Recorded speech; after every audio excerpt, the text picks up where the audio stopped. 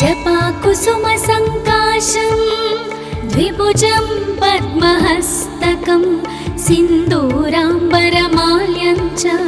रक्तगन्धानुलेपनं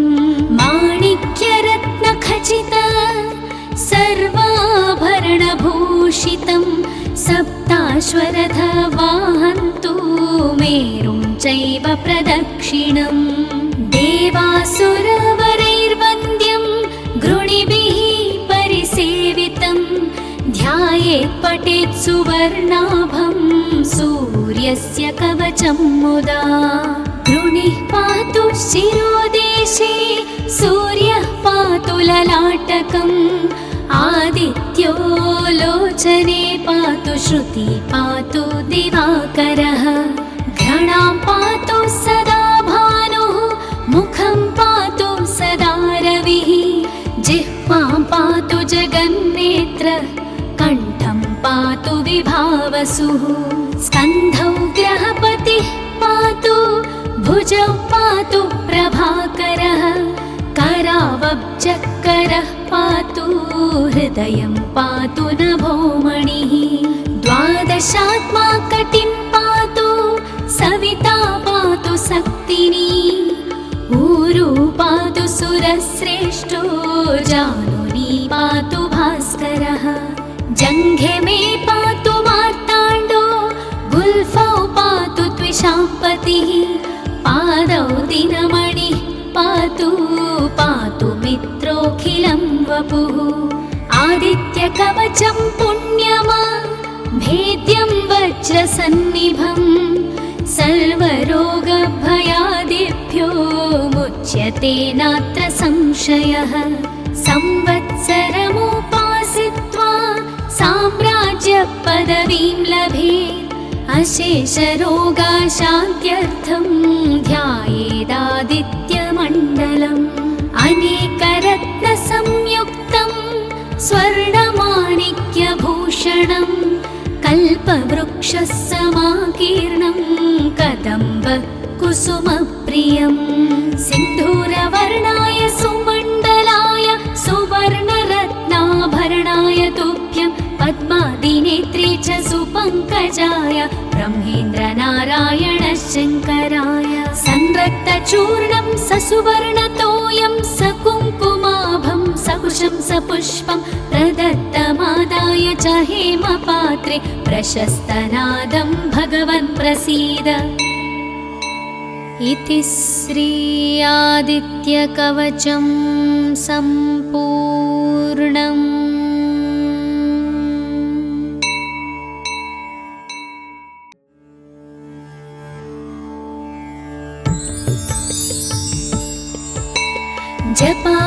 जपाकुसुमसङ्काशं द्विभुजं पद्महस्तकं सिन्दूराम्बरमाल्यं च रक्तगन्धानुलेपनं माणिक्यरत्नखचित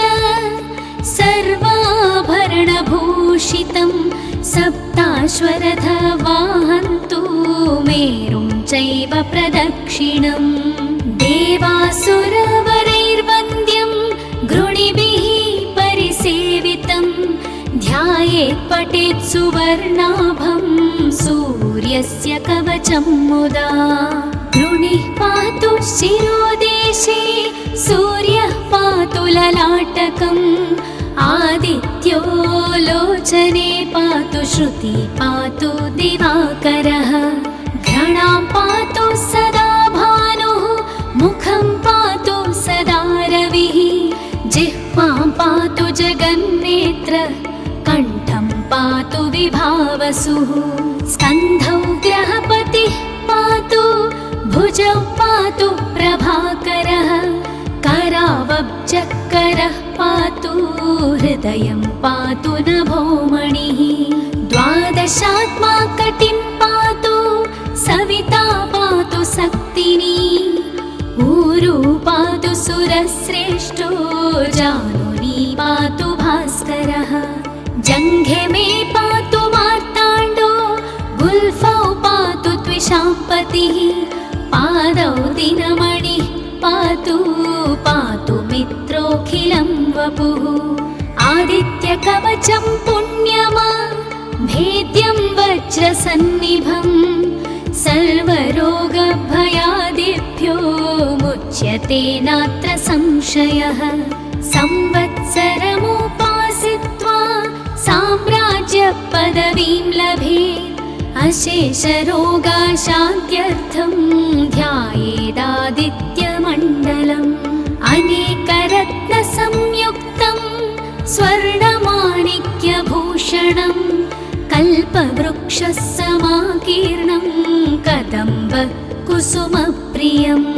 सिन्धूरवर्णाय सुमण्डलाय सुवर्णरत्नाभरणाय तुभ्यं पद्मादिनेत्रे च सुपङ्कजाय ब्रह्मेन्द्रनारायण शङ्कराय संरक्तचूर्णं ससुवर्णतोयं सकुङ्कुमाभं सकुशं सपुष्पं प्रदत्तमादाय च हेमपात्रे प्रशस्तनादं भगवन् प्रसीद। इति श्री आदित्यकवचं सम्पूर्णम्।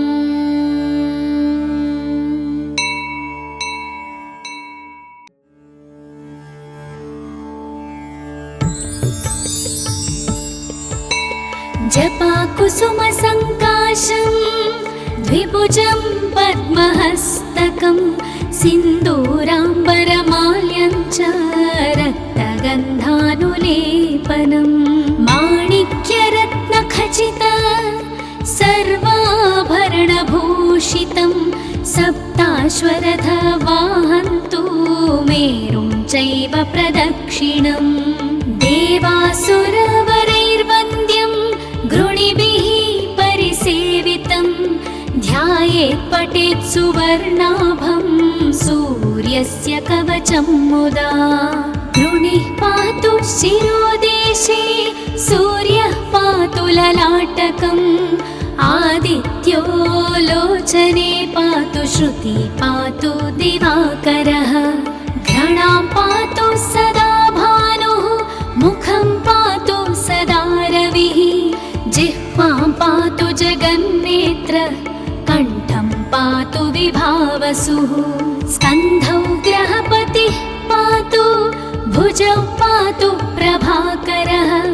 करावब्जकरः पातु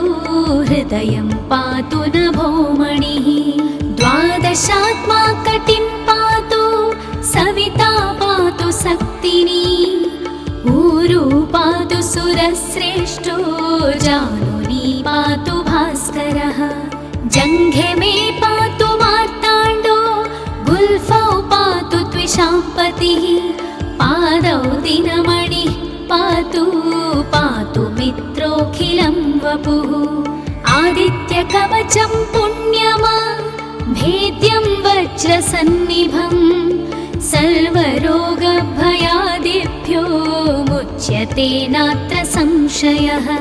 संवत्सरमुपासित्वा साम्राज्यपदवीं लभेत् अशेषरोगाशान्त्यर्थं ध्यायेदादित्यमण्डलम् अनेकरत्नसंयुक्तं स्वर्णमाणिक्यभूषणं कल्पवृक्षसमाकीर्णं कदम्बकुसुमप्रियं सिन्धूरवर्णाय सुमण्डलाय सुवर्णरत्नाभरणाय तुभ्यं पद्मादिनेत्रे च सुपङ्कजाय ब्रह्मेन्द्रनारायण शङ्कराय संरक्तचूर्णं ससुवर्णतोयं सकुङ्कुमाभं सकुशं सपुष्पं प्रदत्तमादाय च हेमपात्रे प्रशस्तनादं भगवन् प्रसीद। इति श्री आदित्यकवचं सम्पूर्णम्।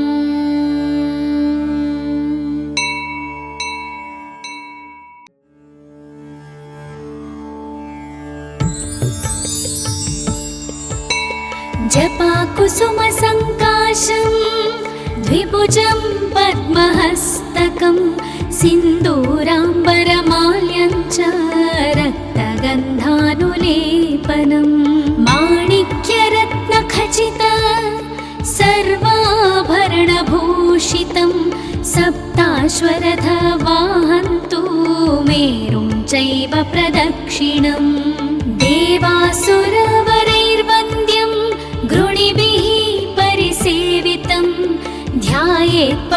सुवर्णाभं सूर्यस्य कवचं मुदा गृणिः पातु शिरोदेशे सूर्यः पातु ललाटकम् आदित्यो लोचने पातु श्रुति पातु दिवाकरः घ्राणां पातु सदा भानुः मुखं पातु सदा रविः जिह्वां पातु जगन्नेत्र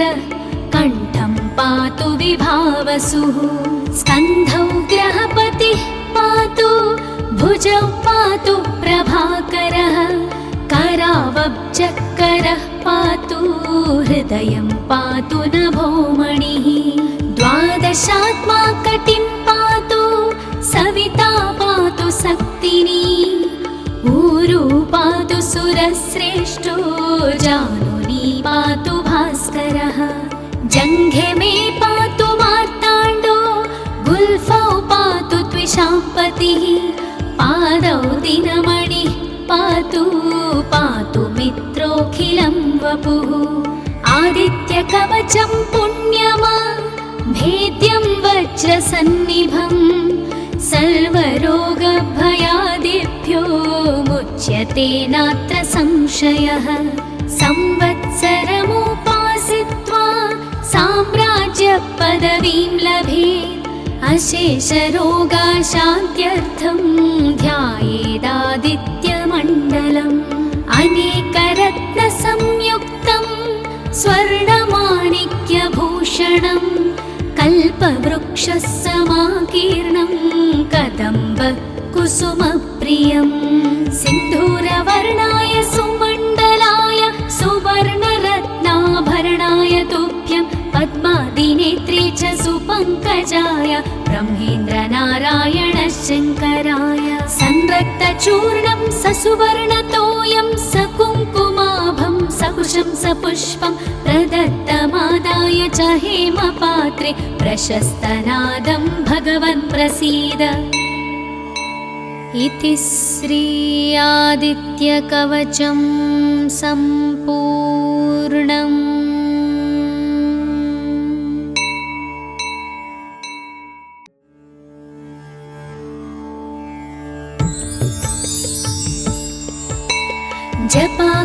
जपाकुसुमसङ्काशं द्विभुजं पद्महस्तकं सिन्दूराम्बरमाल्यं च रक्तगन्धानुलेपनं माणिक्यरत्नखचित सर्वाभरणभूषितं सप्ताश्वरथवाहन्तु मेरुं चैव प्रदक्षिणम् देवासुरवरैर्वन्द्यं गृणिभिः परिसेवितं ध्यायेत् पठेत् सुवर्णाभं सूर्यस्य कवचं मुदा गृणिः पातु शिरोदेशे सूर्यः पातु ललाटकम् आदित्यो लोचने पातु श्रुति पातु दिवाकरः घ्राणां पातु सदा भानुः मुखं पातु सदा रविः जिह्वां पातु जगन्नेत्र कण्ठं पातु विभावसुः स्कन्धौ ग्रहपतिः पातु भुजौ पातु प्रभाकरः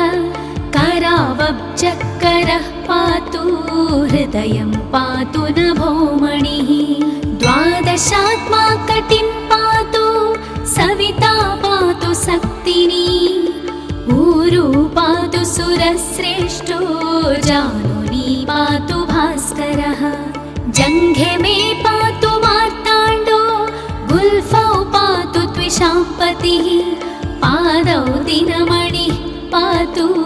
पातु मित्रोऽखिलं वपुः आदित्यकवचं पुण्यमा भेद्यं वज्रसन्निभं सर्वरोगभयादिभ्यो मुच्यते नात्र संशयः संवत्सरमुपासित्वा साम्राज्यपदवीं लभेत् अशेषरोगाशान्त्यर्थं ध्यायेदादित्यमण्डलम् अनेकरत्नसंयुक्तं स्वर्णमाणिक्यभूषणं कल्पवृक्षः समाकीर्णं कदम्ब कुसुमप्रियं सिन्धूरवर्णाय सुमण्डलाय सुवर्णरत्नाभरणाय तुभ्यं पद्मादिनेत्रे च सुपङ्कजाय ब्रह्मेन्द्रनारायण शङ्कराय संरक्तचूर्णं ससुवर्णतोयं सकुङ्कुमाभं सकुशं सपुष्पं प्रदत्तमादाय च हेमपात्रे प्रशस्तनादं भगवन् प्रसीद। इति श्री आदित्यकवचं सम्पूर्णम्।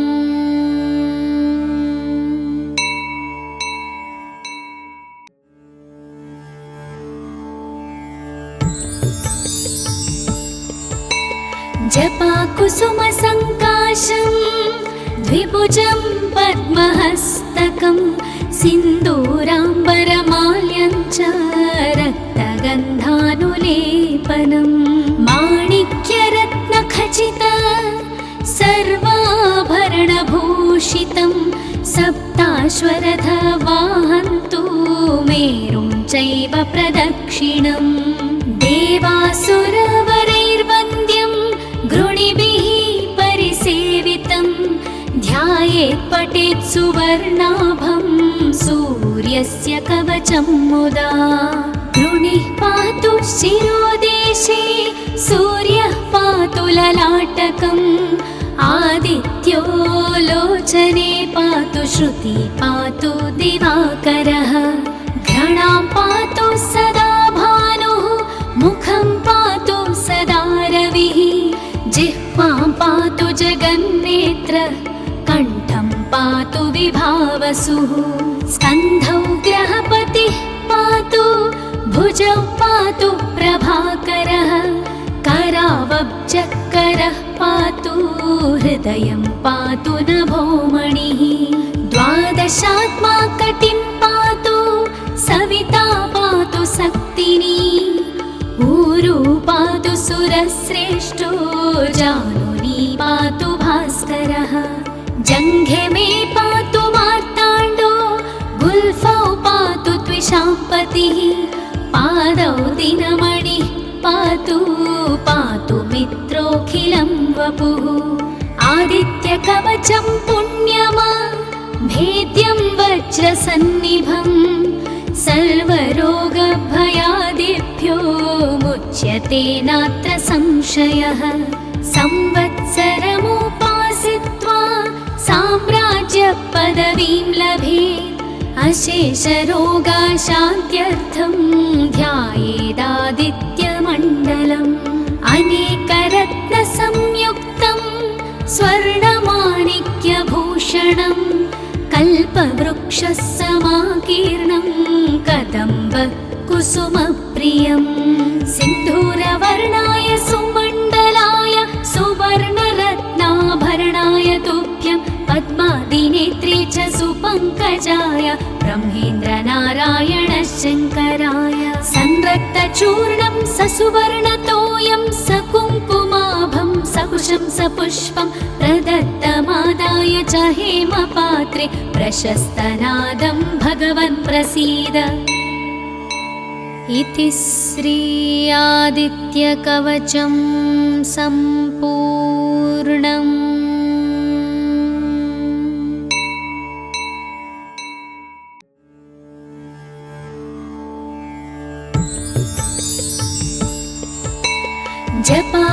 जपाकुसुमसङ्काशं द्विभुजं पद्महस्तकं सिन्दूराम्बरमाल्यं च रक्तगन्धानुलेपनं माणिक्यरत्नखचित सर्वाभरणभूषितं सप्ताश्वरथवाहन्तु मेरुं चैव प्रदक्षिणं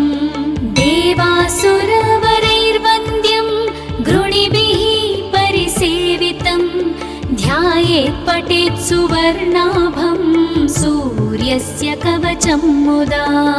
गृणिः पातु शिरोदेशे सूर्यः पातु ललाटकम् आदित्यो लोचने पातु श्रुति पातु दिवाकरः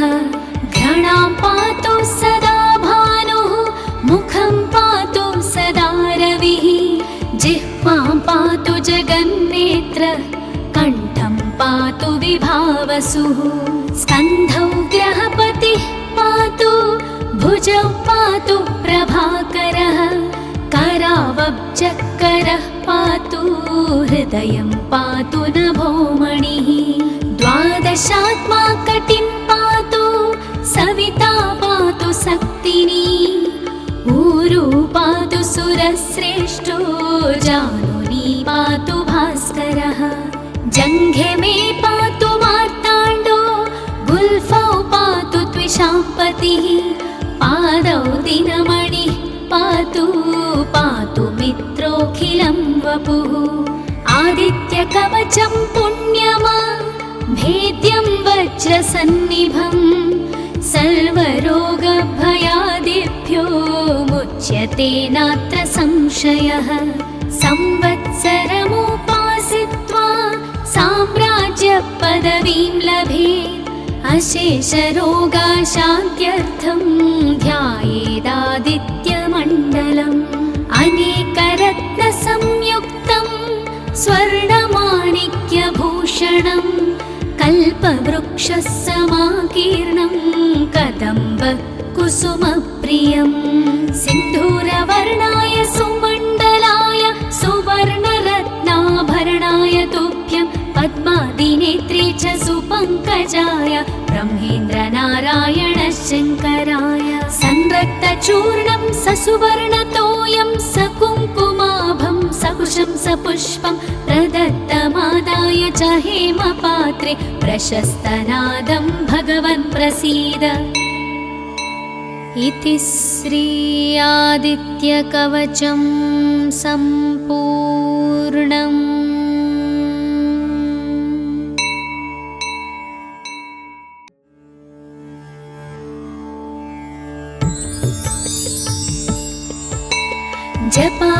जपाकुसुमसङ्काशं द्विभुजं पद्महस्तकं सिन्दूराम्बरमाल्यं च